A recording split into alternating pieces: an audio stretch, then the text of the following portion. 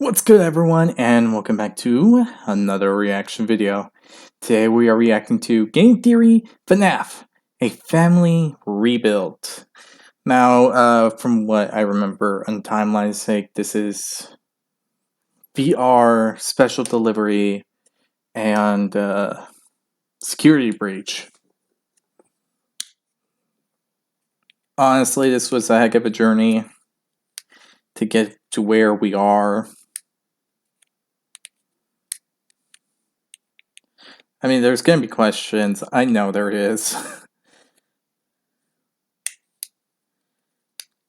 I still have like a lot, because it also kind of referenced a bunch of other stuff.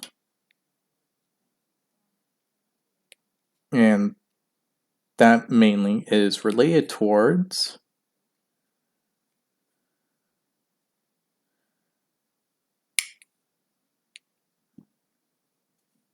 like if Elizabeth is going to be Vanessa, and it is connected to the whole robot sisters. I actually forgot the name. I'm embarrassed to actually forget it at this second. I'm pretty sure I wrote it down, but I don't remember.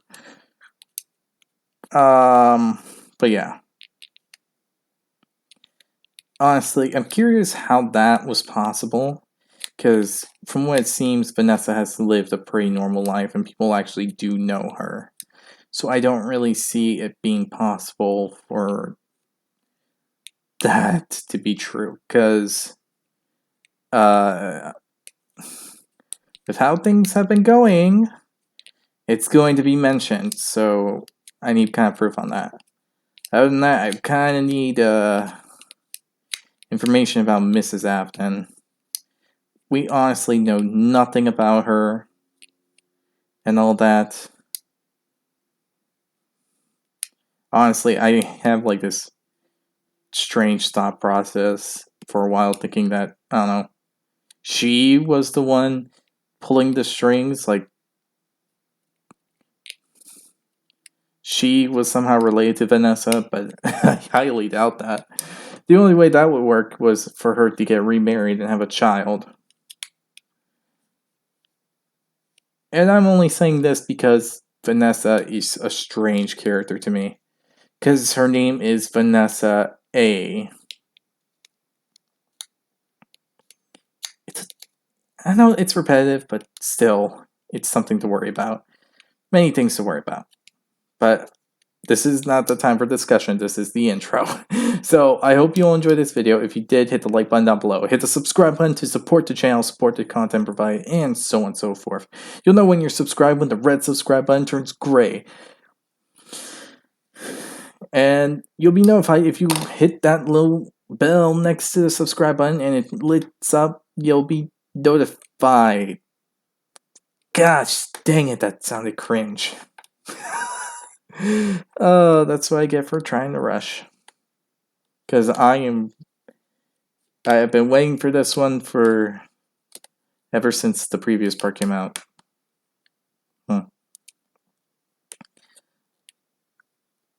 Anyway, the link to this video will be down in the description below, so give Game Theory some love and support for the video they made.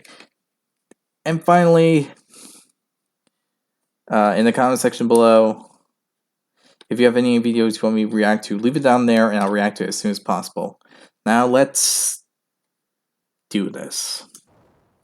Hello Internet, welcome to Game Theory, and the final part of my FNAF timeline, where today we're bringing our story to a close by talking about the most complicated and controversial part of the timeline, the part that I've been dreading most of all, the end. The moment where we're finally forced to come to some definitive and difficult answers trying to explain what the heck we were watching in Security Breach. The last two episodes have Yeah. the death of Afton's family, the deaths of multiple children, the death of the franchise itself as Mike and Henry figuratively and literally burn it all down. Today's episode, though, and the current end of this franchise, is instead all about rebirth, the return of old characters in new forms, and the controversial commercial rebirth of a franchise entering the next era of its story. But before we hop into the timeline, due to scheduling conflicts, I won't be able to have any live talk back after this episode. I know, I promised one, I was really excited about it, but I just couldn't make it work with my schedule and all the other guests' schedules. That said, I still do plan on doing one over the coming weeks with special guests. Just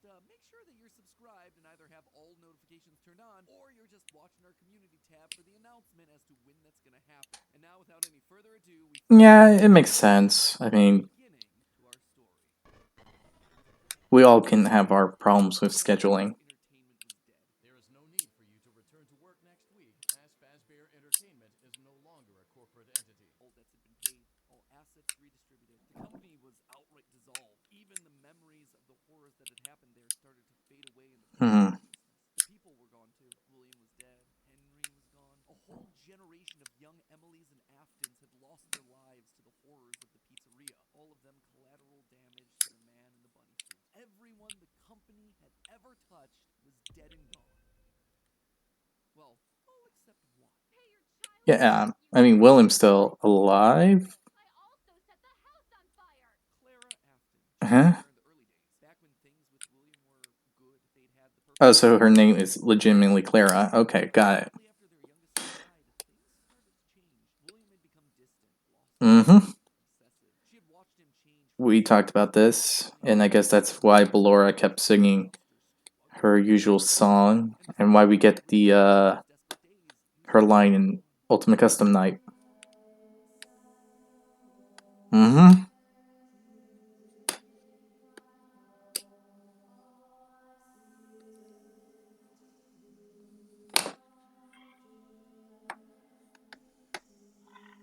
Admit it, you wanted to let me in. For her sake, she had to leave the relationship. And from there, things largely faded into obscurity. A mystery from William's past, a footnote in his history. And that was fine for her. She wanted to leave that part of her life behind. She tried to move forward, never wanting to hear Okay. the name Fazbear again. A time defined by mistakes and broken promises. But then, the paperwork started to arrive. As Fazbear Paper. Entertainment began to close as a corporate entity, suddenly her mail was flooded with notifications, requests, obligations. She had been there since the beginning, helping William in the early days of his business. Oh! Sole living member of Huh, I actually forgot about that. You can, someone can be a shareholder or gain someone shares if they actually allowed it. Now that's interesting.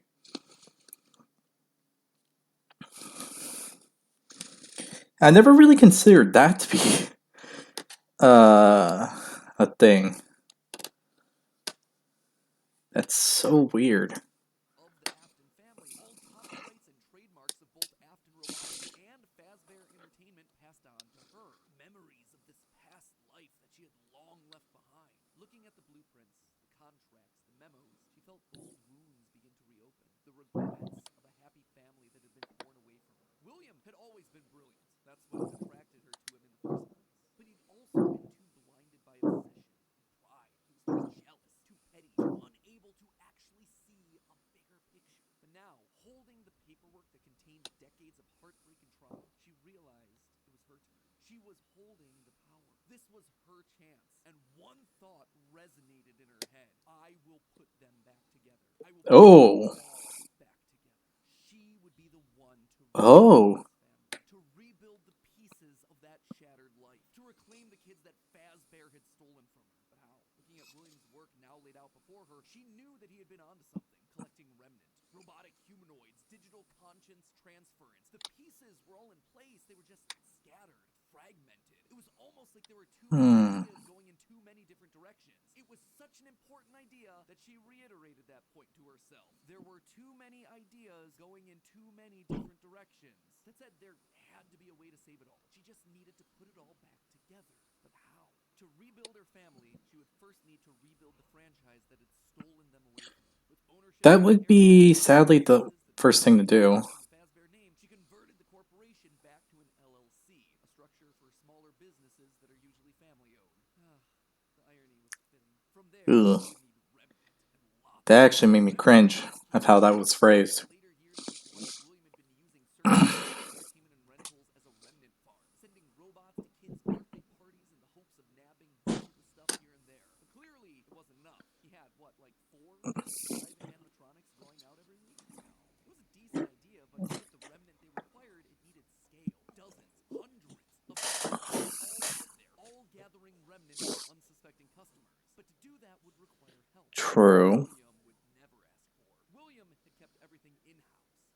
Possession with Control limited hit. Clara, though, she wasn't nearly that precious. A plan like this required partners, people outside of Fazbear to do the heavy lifting. So, she contacted a mid-sized delivery company, DLZ Shipping Solutions, to help build replicas of all the original animatronics. And with meal delivery apps being all the rage, why not an animatronic delivery service? Order one to celebrate your birthday, your Halloween party. How about a 4th of July picnic? We'll invite Liberty Chica and 4th of July Freddy on over. She would make sure that they made skins for every occasion. Chocolate Bonnies for Easter, Shamrock Freddy's for St. Patrick's Day, Dia de las Wait. Chicas. And thus, the Fazbear Funtime service was... All of those are canon? Fazbear Funtime service, you'll never be alone again. You'll always have someone watching your back. Was it ridiculous? Absolutely. Was it a sellout? No doubt. It was exactly the sort of thing that you would have hated, but it needed to be done to get enough remnants. Really, the novelty of ordering an animatronic wore off after, like, what, 1, maybe 2 times? But with new skins for new holidays, suddenly you had yourself an animatronic perfect for every occasion. It would keep people hooked. It would keep them ordering the latest and greatest that Fazbear Entertainment LLC. Holy shit. They'd be collecting and returning the remnant back to her. In a word, it was brilliant. There was just one problem with it. No one trusted the Fazbear name. The company's brand was still mud in the public eye. No one would want to hire animatronics from the restaurant franchise known for murdering children. Nothing kills a party quite like the threat of death, you know. So, she needed to find a way to discredit the stories that had come before. She needed to win back the public's affections, reactivate some nostalgia for the spooky stories of their childhoods. She needed a game. Multiple games, in fact. They lied to us. They lied to all of us. They told us that the whole point of this VR game was to undo the bad PR done by a rogue indie game developer. But that's not true at all. Those indie games were designed to conceal and make light of what happened. This isn't just an attempt to rebrand. It's an elaborate cover-up. Struggling game developers were a dime a dozen online. Most working on their magnum Oh. hits at the Dollar General. So she found one. Steve just picked him out of obscurity. The right mix of desperate and doofus, willing to say and do anything for a couple extra bucks. And he fell right in line, as expected, delivering stupid little things with dumb generic names like Mangle's Quest, Balloon Boy's Air Adventure, Five Nights at Freddy's. Bad gameplay with even worse graphics, but hey, they got the job done. People were suddenly talking about the clues inside of these things,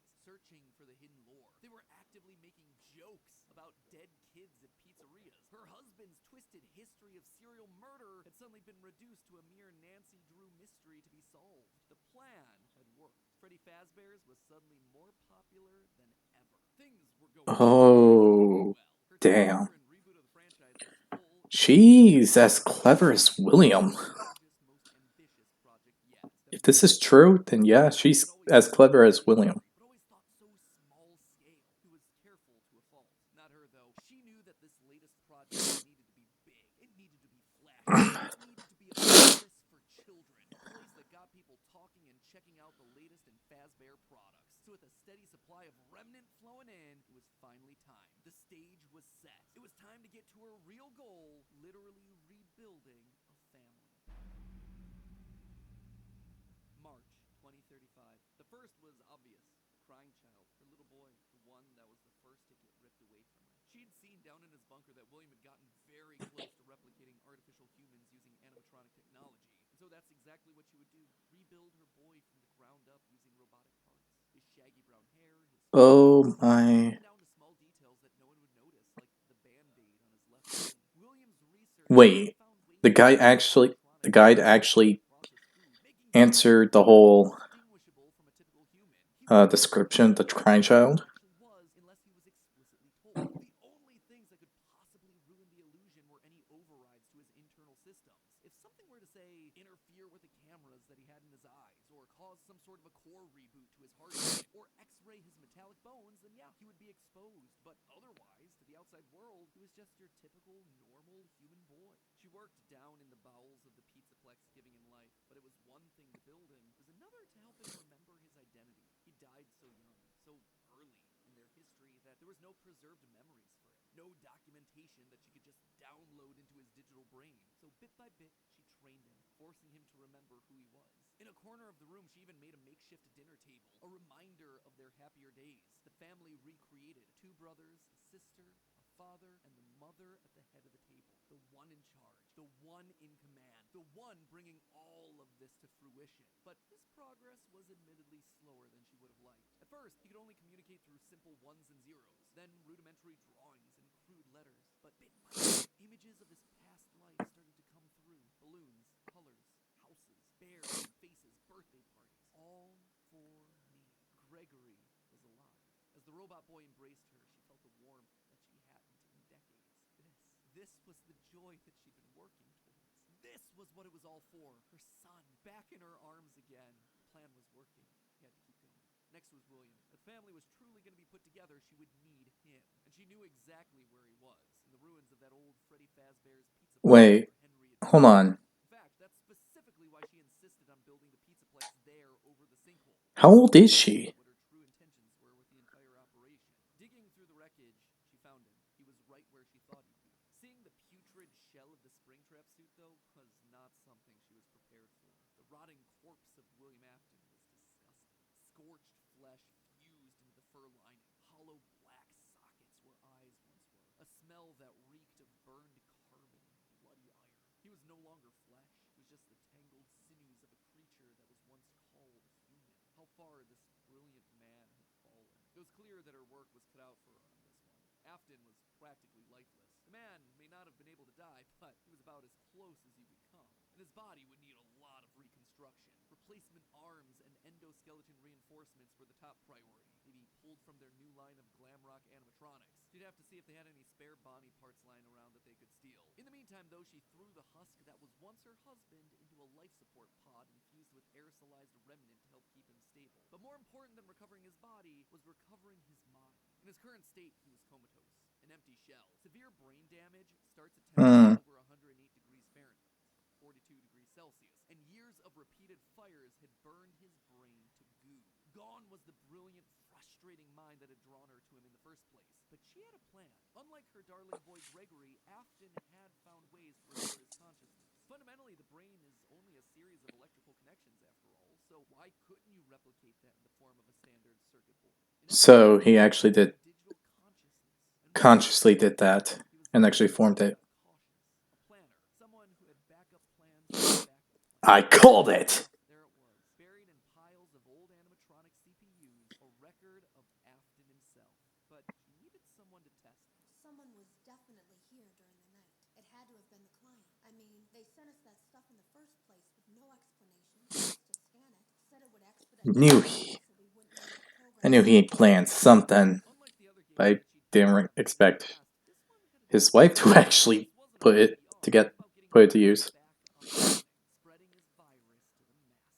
You acknowledge that Fazbear Entertainment is not responsible for accidental digital consciousness transfers, real-world manifestations of digital characters. She hired a new developer, Silver Parasol Games, to scan the boards and bring her husband into the system. And because of the immersive nature of VR, William's consciousness would be able to merge with the player, giving him a new body, a new agency. There was just one complication. Afton's hold wasn't as powerful as she had hoped. He wasn't able to gain complete control. The first trial run, Jeremy, was so desperate to escape from his grasp that he sliced his own face off with a paper shredder. Messy. Afton's followers were reluctant, to say the least. The second attempt, that looked like it had the potential to kill two birds with one stone. Enter Vanessa. Mrs. Afton wanted a surrogate daughter. Her darling Elizabeth would have been a young woman at this point if she had lived. Clara wanted someone who wasn't Elizabeth but could be just like her. Could she have just rebuilt her like Gregory? Sure, but she decided against it because she wanted an actual human mother-daughter connection. Well, that, and it would be redundant and narratively unsatisfying to have two robot kids in the same family. What could she say? William had put a lot of tools on the table for her to use, and she was planning on using them all. Plus, Elizabeth had always been so loyal to Daddy. It was time to give her a second chance, a true choice. And Vanessa seemed to be the perfect candidate to fill the role. Your dad's name was Bill? Your dad didn't play fair, did he? He used to make your mum look bad in court. He manipulated you. I know your mum after she lost the custody case. Oh, so sweet. Good girl. She started as a QA tester at Silver Parasol Games, a VR game development company that was part of her plan to bring... Oh. More importantly, Vanessa checked all the correct boxes. Right age, blonde, green eyes, with a fondness for flowers and the outdoors. In many ways, it was her daughter. It wasn't just looks and personality. What really mattered was Vanessa's mood, underconfidence, coming from a broken home.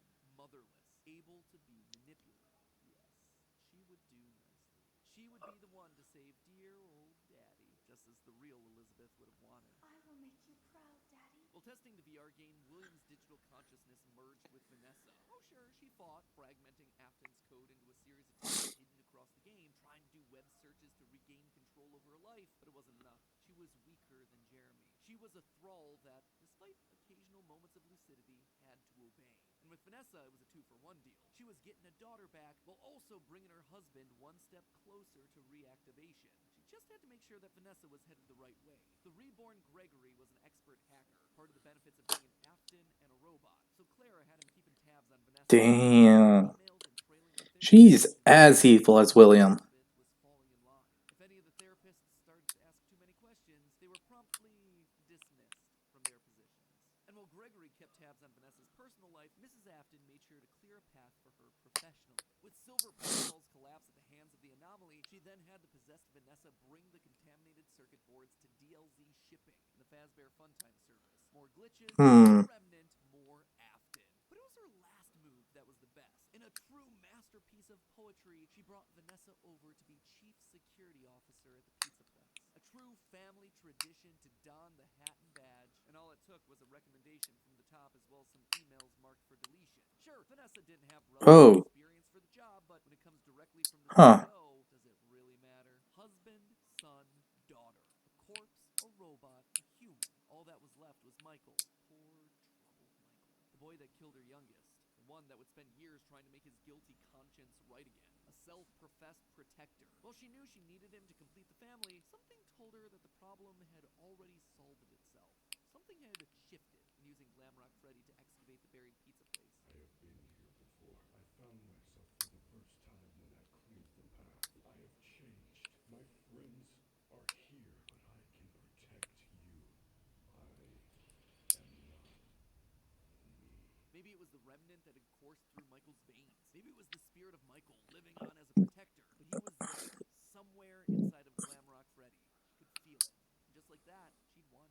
She'd done it. Sure, there were still some kinks to work out, some final brainwashing of Vanessa, some rehabilitation of William, but they were there. Finally, all together again under one roof, the Aftons reunited. A happy ending. And that's how it could have ended. That's how it should have ended, had it not been for a few unanticipated developments. For one, something was just wrong with the Pizzaplex. Almost as if the entire building was haunted, possessed. Puppet plushies hiding on ceilings, behind crates, places that they had no earthly way of belonging. Staff bots with greasy tears down their eyes, acting like they were being puppeteered in sort of a nightmare. Even their sounds had the echo of nightmares long past.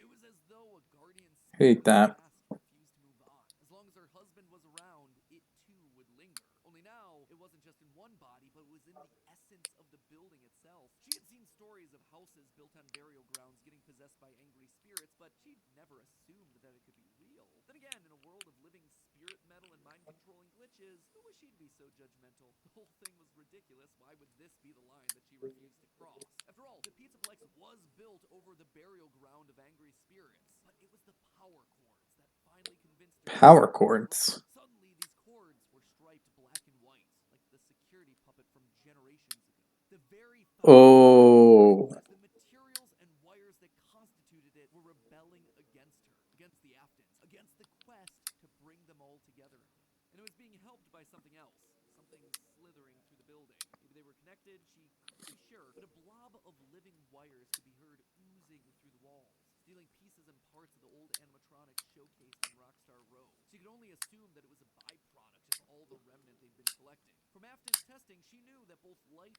and dark remnant existed, one of positive emotions and the other created from anguish, anger, agony. Perhaps this thing was an amalgamation of all the darkest parts of the pizzeria's history, a collection of the hatred still housed inside these defunct endoskeletons and exosuits. As long as it was left alone, it seemed to be harmless, but if any Afton outside of Michael got too close, it would lash out wildly. Even young Gregory, looking to punish the family that had been complicit in its horrible creation. Little did she know, though, that Gregory should have been her biggest concern, that bringing the family together would have some unforeseen consequences.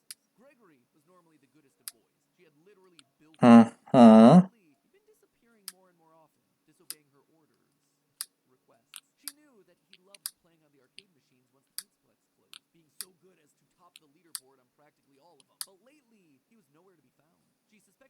absence had to do with Glamrock Freddy's failed performance the other night when he malfunctioned live on stage. Almost as though the core programming of Freddy responded to seeing this rebuilt small boy. Almost like it awakened something inside of him. She'd have to make sure that Vanessa was on the lookout for him. But she'd soon come to learn that Vanessa wasn't enough. Whether it was the influence of the nightmare puppet or a reawakened hatred of animatronics seated deep in Gregory's code, something had to rebel. To rip apart each animatronic in the Pizzaplex. Bit by bit, this boy was tearing down the empire that she'd so painstakingly built. Freeing Vanessa from her mind control, destroying the remains of Afton in the basement, setting Glamrock Freddy loose. As her carefully created world crumbled around her one more time, she began to plot her revenge. She would have to bring them all to ruin. And there you have it, my friends. Nearly a decade in the making, my FNAF timeline for where the franchise is here in 2023. A year of Fazbear Frights, by the way. As always, it wouldn't be right for me to finish without going over some of the more controversial takes that I just handed out. I think we can all agree that this part of the timeline was always going to be the hardest. So let me just break it down. Yeah, no kidding. First of all, the biggest swing of this episode, and obviously the one that everything else rests upon, Mrs. Afton being the CEO of Fazbear Entertainment LLC. Here's why I went with this route. Now, first and foremost, the head of Fazbear Entertainment is the single biggest mystery that we're meant to solve at this point in the lore. The Ultimate Guide brings it up repeatedly. Who's running the show? Who is okaying these decisions? And in the security breach memos, we get multiple mentions of someone manipulating things from the top down. Whoever this is, they are the person driving forward every other facet of late-stage FNAF lore here. They're the puppet master. Yeah, that was mentioned before the timeline. The brand, building the Pizzaplex over the burial ground. So Yep. everything at the end of the timeline relies on this one singular answer. Now, as I see it, there are two possibilities here. One, an adult robot Elizabeth, like we see older versions of robot kids in the fourth closet, or Mrs. Afton. Could it be someone completely new to the franchise? Absolutely yes, but in a game with so many returning faces and repeated themes, it would be pretty random and arbitrary. So, between these two girl bosses, who then would it be? Well, Elizabeth always wants to please her daddy, so she'd be most likely wanting to bring him to life. But then, what's Vanessa's role in all of this? Vanessa is clearly meant True. to be for Elizabeth. Same hair, same eyes, similar backstory. But if the main goal is getting the Afton family back together, which seems to clearly be the case in Security Breach, then there's no need for Vanessa to be involved at all. We already have Elizabeth running the show. It would also mean that we suddenly have two robot kids running around, which feels narratively repetitive and quite frankly kind of dumb. Now look at Mrs. Afton. We know next to nothing about her outside of any clues that we can get from Immortal and the Restless and Vallora's song. But what her being head of Fazbear does is make every other piece of the lore fit. Suddenly, you can have one of every other type of character. One robot kid in Gregory, one brainwashed human in Elizabeth/Vanessa, one OG corpse in William, and one possessed animatronic in Mike. Narratively, it makes everything else cleaner. Legally, it's also the option that makes the most sense. As I call out in my narrative, she That does is have some sort of true. original company and all of its assets. So as Fazbear folds as a company, I suspect a lot of it would return back to her. But there was one clue. I mean, it was Henry, William, for sure, and they might have given it out to other people, some shares, but if they all decide to, The mother. And not only is she there, she is at the head of that table, the position of highest Yeah. honor and responsibility. She is the one in charge, with William being relegated off to the side. That one scene shows that we have to include Mom in there somewhere, and the only place it makes sense for her to be is at the top. Now, there is one big dilemma with my interpretation of all this. The Ultimate Guide really seems to point out that the head of Fazbear doesn't want the glitch trap virus to spread. They call out one particular email in FNAF AR where the legal team calls a cease and desist to all action about scanning the circuit boards. And even in FNAF VR, we're told that the circuit boards get stolen back by the client, presumably once they realize what danger is on there, trying to stop Glitch Trap before he spreads and gets out of hand. Here's the problem with that, though. If the head of Fazbear doesn't want Afton to rise again, why'd they restart the company in the first place? Why'd they build over the FNAF 6 pizzeria? Why'd they go through an elaborate cover-up to make the possessed Vanessa an important part of the company? Just doesn't make a whole lot of sense. It would be the most inconsistent series of actions ever, but I did want to call attention to it since it seems to be the route that the official guide is trying to steer us towards. Moving on to minor point number one, the Five Nights at Freddy's games were made by the Rogue indie developer. Here's the thing, FNAF VR opens with this line. That's why we have recreated many Okay. of those completely fictitious scenarios, lies that you've been fed over the last several years into a hilarious VR game. It's recreating the lies told to you by the indie developer. And since Help Wanted has direct recreations of FNAFs 1 through 3, these games must be part of the fabrications that this developer made. Also, all of this is heavily implied in the story of the same name, Help 1 through 3 canon games within the lore of the series. Big swing number 2, the elephant Yeah. or ghost in the room, Charlie infecting the Pizzaplex. John from the channel FNAF has made some great findings about Charlie's influence over the Pizzaplex. The cables that looked like the striped arms of a puppet, the Charlie. that you find hidden across the I mean, places, the staff bots with creepy smiles. she's not technically vengeful, is she? These things scream puppets. Plus, Or is she? not having tears in the blob seems to imply that Charlie's spirit exists elsewhere. She is still in play, and she has an important role, especially in Gregory's post-it room. The doors to the post-it room in the game's code are called Charlie doors, and inside we see a bunch of little Charlie doors. bot heads. Suspicious, to say the least. The channel ID Fantasy did a great theory looking at the post-it notes, concluding that the crying child / Gregory isn't alone in this room, but rather might be communicating with someone. A spirit, Charlie. Charlie's spirit seems to have pulled a poltergeist. Instead of controlling one thing, she's affecting a lot of little details, foundational elements of the Pizzaplex. And this isn't the first time that we've seen this in the franchise either. We've seen spirits communicating with people through physical writing in the survival logbook. So we know that this is an established means of spirit communication within this franchise. And I suspect that to some extent it might be Charlie's influence making Gregory go haywire. Which brings me then to my final and probably biggest controversy in recent FNAF history, Gregory as Patient 46, the evil robot mastermind. Now, I know when I first came out, mad. But here's the thing, you don't have to take my evidence points for it anymore. The recent Tales from the Pizzaplex story, GGY, basically goes What? outright proves it. In GGY, we find out about a boy named Gregory who's getting all the high scores in the Pizzaplex arcade machines. When therapists start to go missing, it's confirmed that GGY is the one that's working with Bumble.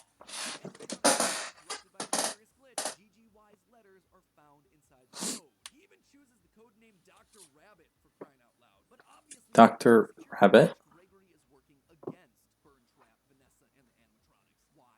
How? Well, it's not really clear. I tend to believe that something must have happened to cause him to either lose memory or be That is a curious thing. Maybe it was Charlie talking to him in his post-it room. Maybe he hit his head. Maybe it was the connection that he made with Mike on stage in Glamrock Freddy. Not exactly sure, and I don't think we have enough clues to solve any of it yet. But it makes sense from a story perspective why he'd start off evil on Afton's side and then switch to trying to destroy him and not knowing who he is in Security Breach. And with that, my friends, I'm wrapping this thing up. Congratulations, we are on page 40. 22,000. Holy! Practically just wrote myself a Tales of the Pizzaplex short story. Have I answered everything? No. Yeah. Everything fit cleanly? No. Hmm. I feel like the best and most cohesive narrative for all these characters that addresses most of the evidence we're given? Yeah. For me, honestly, it really does. And let's be honest with ourselves. I can begin with the beginning. Prove me completely wrong. Would be the first time. Then comes the movie, whatever. My descent into madness continues. But regardless, The end seems okay. this was a massive undertaking. And I'm so proud of the editors who have just destroyed the editing across all 4 of these installments. You guys are the best. Thank you for pushing through on Number 2 and 3 are kind of iffy for me. is unrivaled. I'm so lucky to work with you guys every single day. And like I mentioned before, keep an eye on the channel for an announcement regarding a talkback live stream with some special guests. Was I right? Was I wrong? I want to hear your feedback. So that one's coming up soon. And with that, my friends, we can finally rest. I can leave the demon to its demons with one final reminder that it was all just a theory. A game theory. Thanks for watching. Alright. Time to go over every single thing that I've learned today. Now, the fact that Mrs. Afton might be the head, honestly, it's really eye-catching. I find that it's an interesting subject. And it kind of makes me wonder if it's actually true, but we're not gonna get that anytime soon. So I'm gonna wait and see what happens. But if it is true, that would be an interesting concept. Also called it, Vanessa isn't a robot. Vanessa is a real-life human. Just brainwashed so well that she thinks she's Elizabeth? It's a weird concept. I still always believe that Glam Rock Freddy was technically Michael. It just seems like the obvious thing considering everything he's done, and if you've seen my gameplay of FNAF Security Breach, then just his behavior is off. I never really call it out, because it just seems strange. Honestly, some of the stuff in there just leave questions. I'm still curious if that picture that I found in Rockstar Hall was actually a picture that a kid drew of William and Henry. Very curious on that one. But anyway, yeah. Got that done. Vanessa is human. Also, it kind of makes sense why Mrs. Afton would also be on the top. Because if William did make a will, no pun intended, then it would make sense that he would give it to her. Make sure she has a healthy amount of money to survive the rest of her life. Make sure everything's good and all that.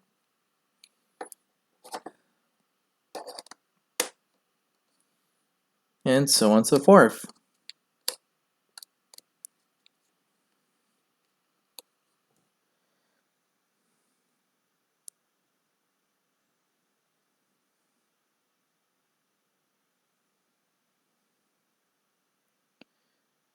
Honestly, I'm kind of curious how Ruin's going to go out.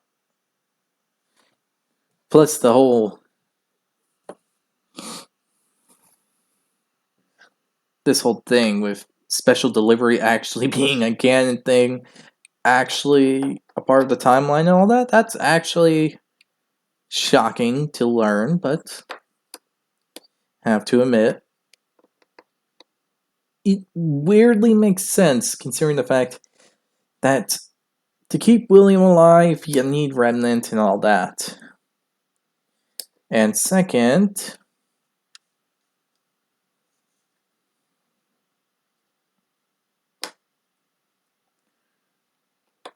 I thought I had something in mind, but no.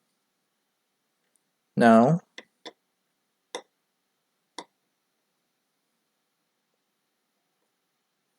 Yeah, I thought I had something, but I don't.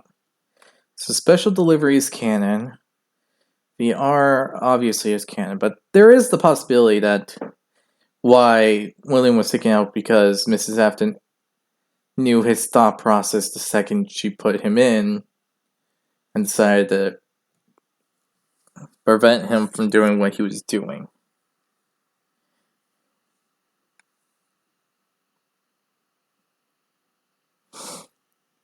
It honestly makes me curious if Burn Trap is not really William mentally, but more like his instincts and emotional state towards things he sees. I mean, it kind of makes sense in that standpoint if after I really thought about it.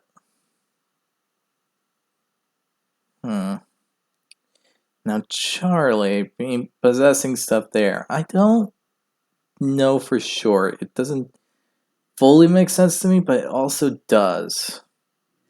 It's like this whole 50-50 thing. But yeah. Other than this, I hope you all enjoyed this video. If you did, hit the like button down below. Hit the subscribe button to support the channel, support the content provided, and so on and so forth. You know when you're subscribed, when you hit the subscribe, hit the red subscribe button down below, and it turns gray. Hit the notification button, be notified immediately when new video comes out. In the comment section below, tell me what you think about this theory. I honestly think it has some mirth to it. And if it does, then Mrs. Afton is pretty much an evil genius, just like William. You know what they always say? All it does is take one bad day to make someone lose it. Also, I'm kind of curious how old she would be.